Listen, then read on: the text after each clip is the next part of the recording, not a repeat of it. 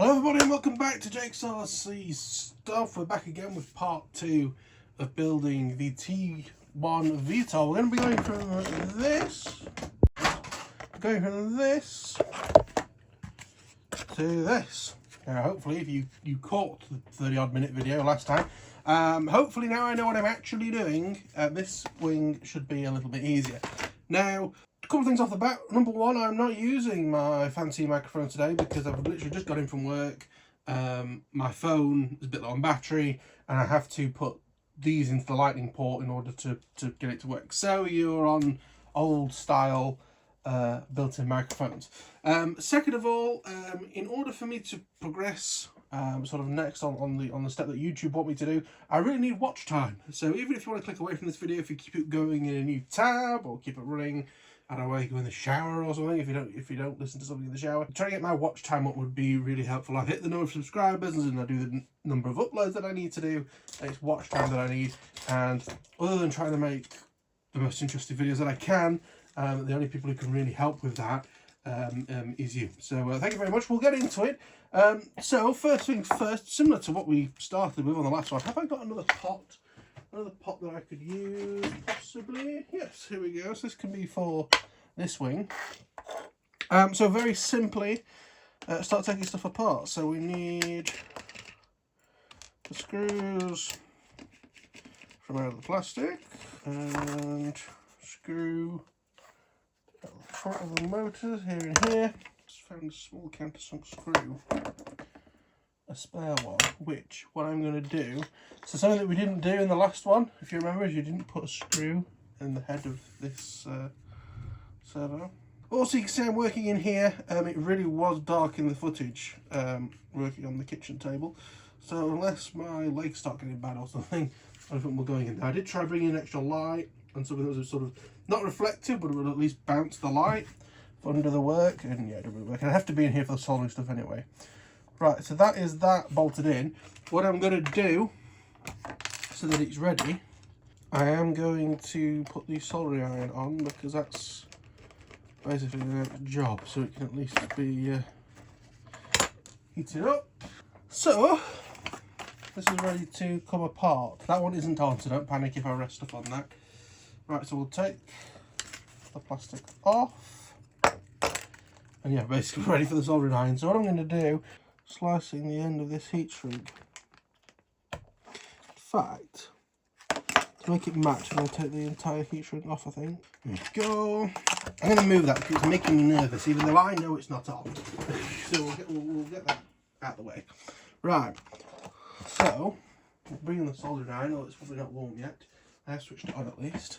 I believe when I was pricing this model up, I did price like a kit version and a plug and play version to see if the kit version would be any cheaper, considering you're replacing like half the parts, but it isn't really. Although at the same time now I'm taking half it apart to do it. Maybe it is. So right, so again, try to be very careful. We've got this plug which we can unplug everything from. One thing we can't unplug is those main wires, but never mind. Right, are we going somewhere near hot on this soldering iron? Yes we are. Right, let me... And you can see roughly what we're doing, so I'm going to heat them up, get rid of them, going to get that heat shrink. I don't think it's still out on the bench, so I'm going to have to get it out the thing. I think it was quite tight before. Oh, it is here. I do actually spend quite a lot of time editing these videos, trying to get rid of random crap, like when I'm just moving around and getting things wrong, but it seems a bit harder for some reason. That's what she said. Oh. I won't do another video where it's full of those. I've done that already and it was difficult. So we need the motor, which I have got somewhere. There it is. I did sort of get the parts out a little bit for this.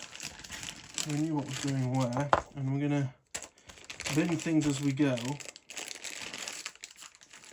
Should be as simple as, let's try this again. I might just put a bit of tin on these. That'll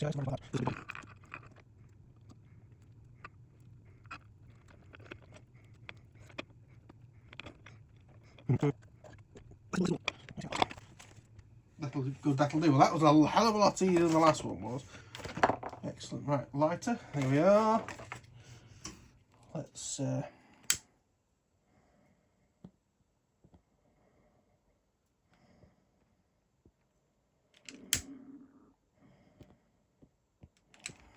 we go.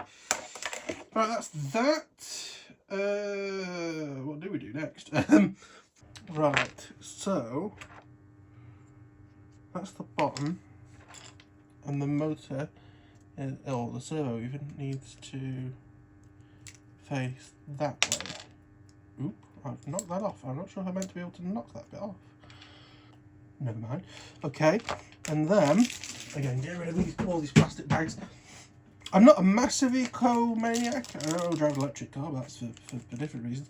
But I do kind of think, does it really need like 4 million little plastic bags? So I'll screw the servo in without getting it cross-threaded. 2 of the little black screws there that came in the bag with the servo. Again, I'm not Loctite in this because it has got that Loctite on. I know it's not the best Loctite in the world, but better than none, which you would have probably got otherwise. That keeps wanting to fall off, so it can stay off. This, I think it's best to put the plate on now, if I can find the plate. Here we are here. Here we go. Okay. Let's get the first one started and we are okay. I need to have a look at. Right, that's centre of the screen. Try and work as close to that as you can. Actually, doing it that tight immediately is a dumb idea. Get them all in before you really start railing down on them.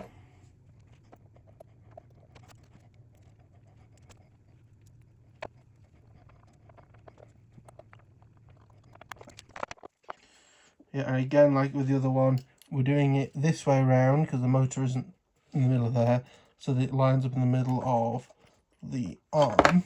And what we need to do is grab this contraption from yesterday, which should, we plug the servo into LED. Oh, my back's in pain already. Like that, making sure everything lines up as it roughly should do.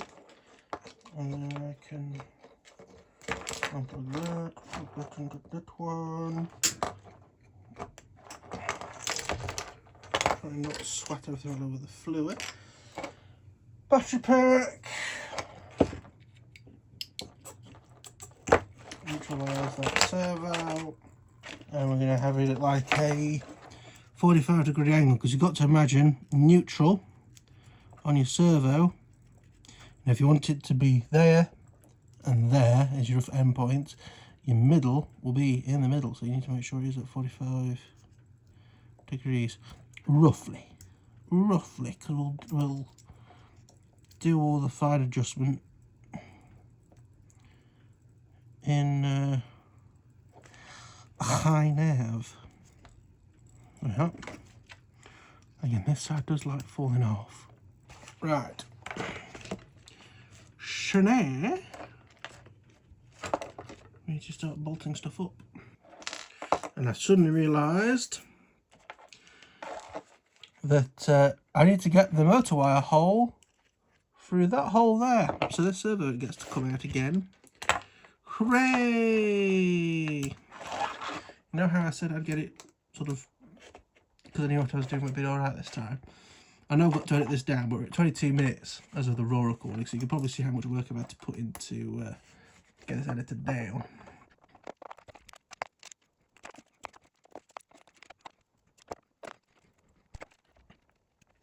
I was beginning to panic then that I'd stripped that, but no, I haven't. Just a lot longer than I expected it to be. That's what she said. I need to stop it. Don't you dare. So then, I need to bolt this together. And my back, oh dear. I'll tell you what, will this keep falling off? So again, this is really hard to actually show you what's going on. Put it on the wrong side. Fantastic! What can be a problem with these screws, of course, is that if you take them in and out too much, oh, sorry, I have to stand up very slowly, is that you can start losing the Loctitiness. I may admit defeat at this point and say the dining table. The kitchen table. I didn't spend all that time making that transition for it to only be used once. Might as well carry on using it. And I have actually brought in more light, so hopefully we can do this a bit better and I won't have to do it all with like post-processing. So I've installed the motor backwards. This is going really well. I jinxed it by saying, it'll be alright this time. I know what I'm doing. Oh, you know, this is meant to be sort of to show you how to do it properly. This isn't it. There was a section that got cut out of the previous video to this where I sort of went over all the steps I've done and what steps you actually need to do. And I cut that out because I thought, oh no, tomorrow you're going to record doing it. So instead of just yapping for 5-10 minutes, you know, trying to get the length of the video down, show you actually doing it. But no, unfortunately not.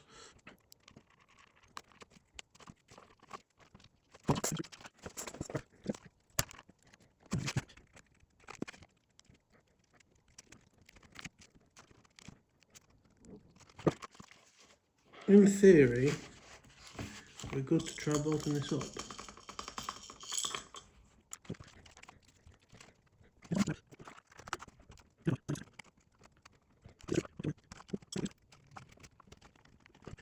And the last one goes in the gear of the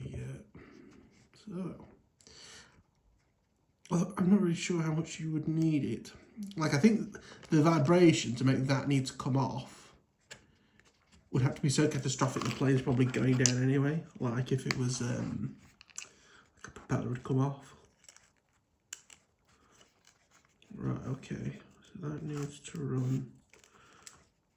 I run it on the last one, sort of under the speed controller.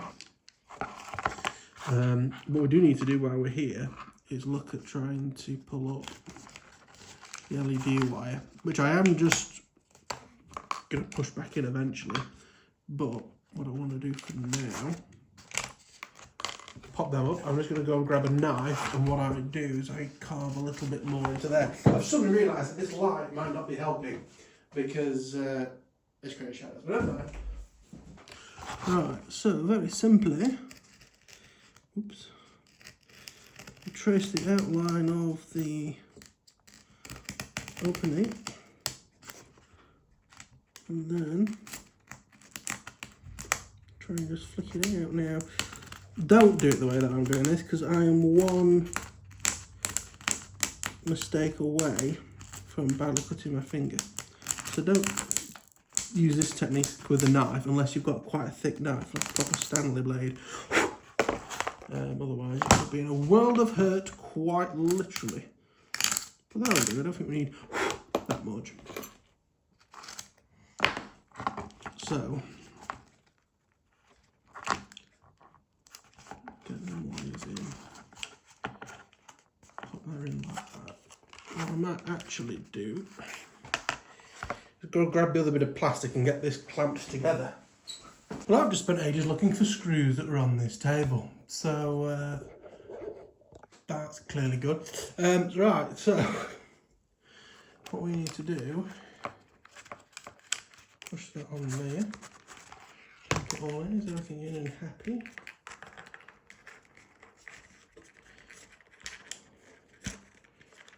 As happy as I think they're going to be.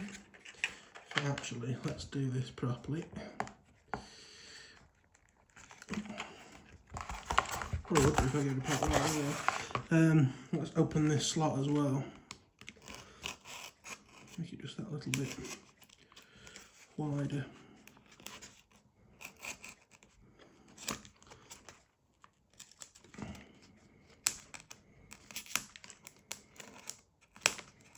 Do not do what I'm doing with this knife. Use a screwdriver or something. Jesus. Right.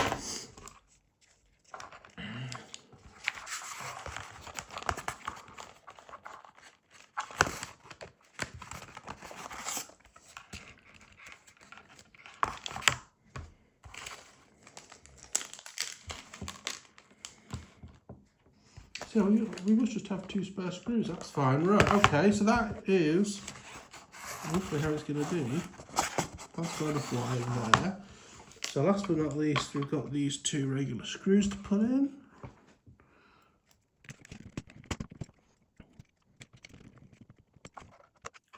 Although, we should probably have screws to hold that one, and I don't know where they are at all. Let me see if I can make sure I can find them before we go any further with this. Well, I found some screws, again, not sure if they are technically the right ones, but they are as close as we can get. I think maybe we'll just put the screws into the propellers, just so we're not losing them anyway.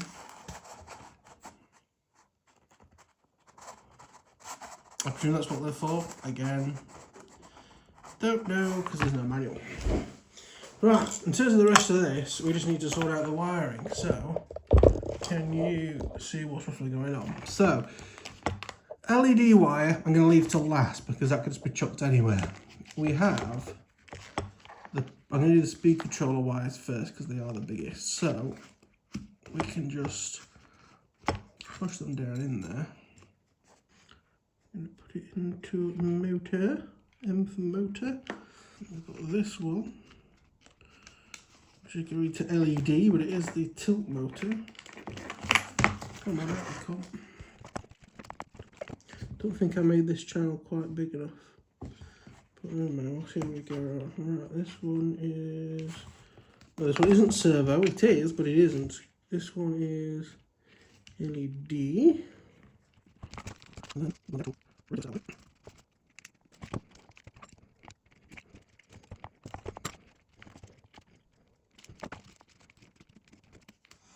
Right, and now the useless LED wire. So it's basically just going in case we change our mind in the future or anything like that. So come on. Let me get a metal version of the classic American, classic British even, chip fork. That's a tool that I can guarantee nobody expected me to pull out today, and to be honest with you, it wasn't worth it. Right, let me get an actual screwdriver back in a sec. So,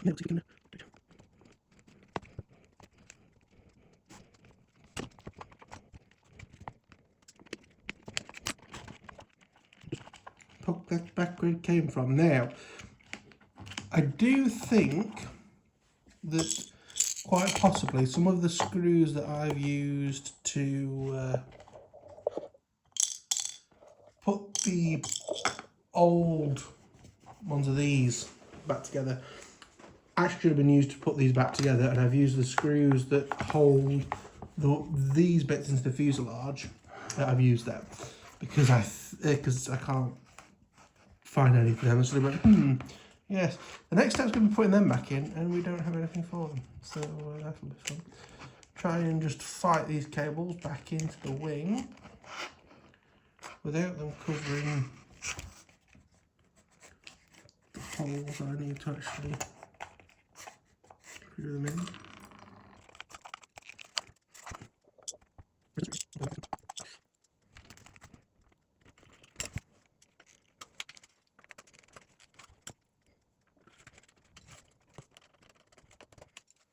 I'm not sure if that looks right compared to this one. Oh, it does, not too far off. Right, okay, so in theory, that is the second wing done. Obviously, caveated that both of them need the control horn down for the actual aileron. I have been, let me go grab it and I'll speak to you about the middle control board. Okay, so this board basically does two things. It splits the power to the motors. It's also a 5 volt back. That's what that is. It's a 5 volt, 3 amp. So considering it's only running 3 servos, that ordinarily wouldn't be too bad. I don't think they've spec that quite well. But I don't think we're going to need to use this. We'll use parts off of it, like I'll borrow all these cables. Obviously I need these, but I could borrow this XT60 as well. Because if we look at our flight controller, and this to remind people is the F405 VTOL board, so specifically designed for this job. If I remove that, you've got motor outputs on both sides. So obviously this is 3 motors, but it has enough for 4. And then you have the battery input here, which does seem very stupid, is coming out the back. So I'll have to rotate the board in iNav. Yeah, so servos come out on this side, transmit and receive pins and all sorts on both of these edges.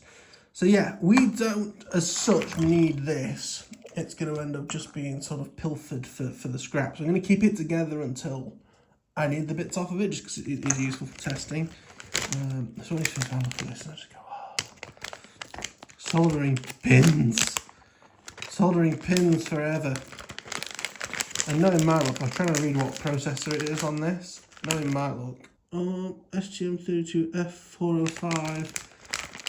Has that been discontinued in iNav 8?